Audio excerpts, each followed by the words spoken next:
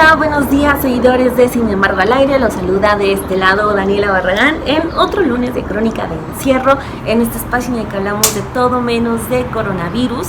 Y pues hoy lo voy a traer un tema que si bien pues se desató en redes sociales, pues sí me pareció muy importante, aprovechando que ahorita muchos seguimos en casa, estamos conviviendo con papás, hijos, hermanos, pareja, y pues que tenemos bastante tiempo para debatir temas que hay ocasiones en las que las pasamos por alto, ¿no?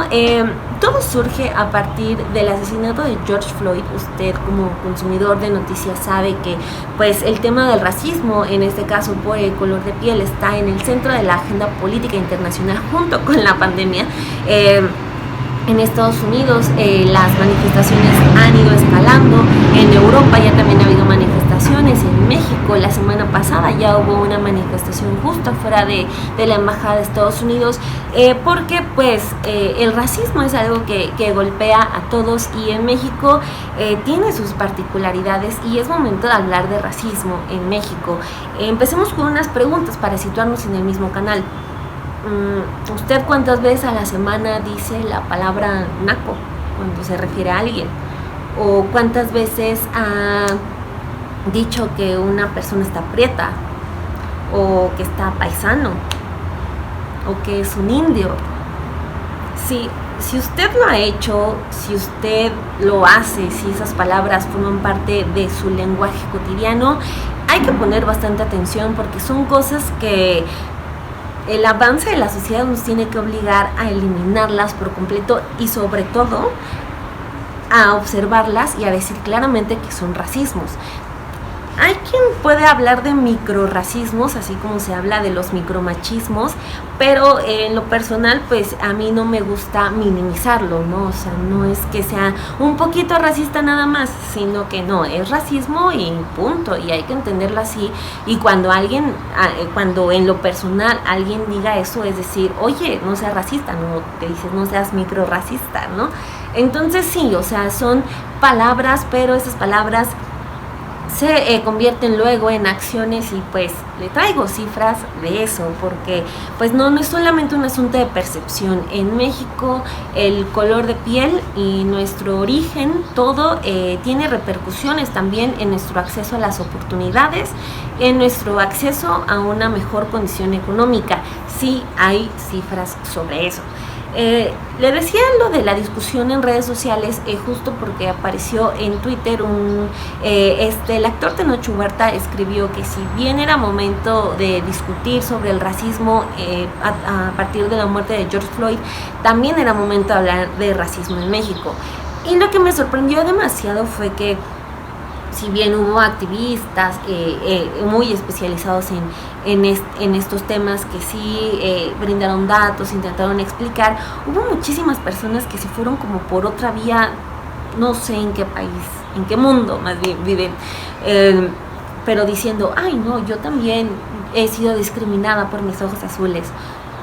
Pues no, o sea, ese racismo inverso pues no existe, ¿no? Entonces no hay que desviarnos tanto de este tipo de discusiones, porque sí hay una condición sistemática que está dictando las posibilidades de desarrollo de una persona por su condición de piel y por su origen e incluso por su sexo.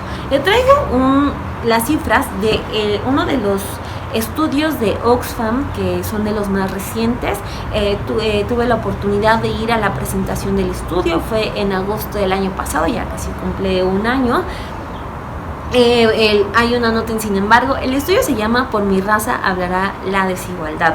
El título lo pone así en internet y le sale, es un PDF muy cortito por si usted quiere profundizar en los temas. Y pues como le decía, lo importante de hablar con datos es que nos quitamos de la cabeza que el racismo es solamente algo de percepción, y no, le insisto, el racismo tiene repercusiones en la vida de las personas directamente y por años, ¿no?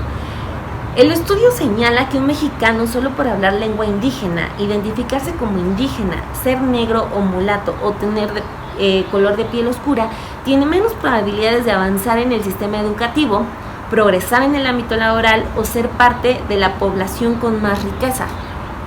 O sea, no es la imaginación, no es que los morenos seamos pobres porque queremos, no, o sea, hay una población, también, por ejemplo, los afromexicanos, que son una población muy invisibilizada, que están sobreviviendo a un racismo sistemático en este país. O sea, digamos, a lo mejor no se ha tenido como toda esa historia de lucha de Martin Luther King en Estados Unidos por el poder negro. Usted sabe ya todo ese lapso de la historia, pero por ejemplo, para no irnos muy lejos, justo el levantamiento zapatista, por ejemplo, pues una de sus exigencias en el 94, cuando fue el levantamiento, pues fue el no más olvido y no más marginación, justo porque son indígenas y porque el país los ha olvidado. Y pues lo podemos ver a la vuelta de la esquina, tenemos los ejemplos. Y sí vale la pena empezar a voltear a ver al de al lado, a ver, mi papá, mi mamá, mi hermano, ¿por qué dices la palabra naco? ¿Por qué le dices a esa persona paisano? O sea, hay que empezar a poner ojo. Voy a ahondar más en el estudio de Oxfam.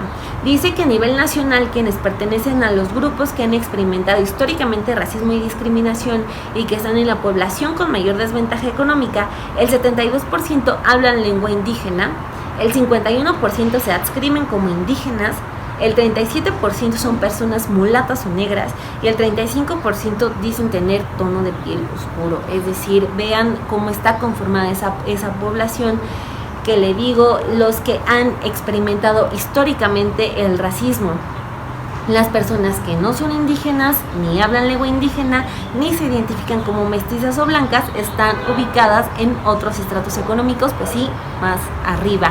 Esta parte de las personas mulatas, los afromexicanos, es un tema también muy importante, porque incluso a pesar de que son una población pues bastante grande en el país, pues ni siquiera estaban considerados en el censo del INEGI, en el nacional. Hasta en el de este año ya estaba considerado ese grupo poblacional. Imagínense, a pesar de que, pues, como le digo, son una población muy extensa. Una de las conclusiones del estudio de Oxfam muestran que estos datos muestran que un sector de México nace y vive con dos desventajas, ya no solo la económica, sino también la racial. Las probabilidades de que una persona hablante de lengua indígena son menores para que pueda acceder al quintil más alto de riqueza frente a quien no es hablante indígena. Entonces es una desventaja solamente por la lengua.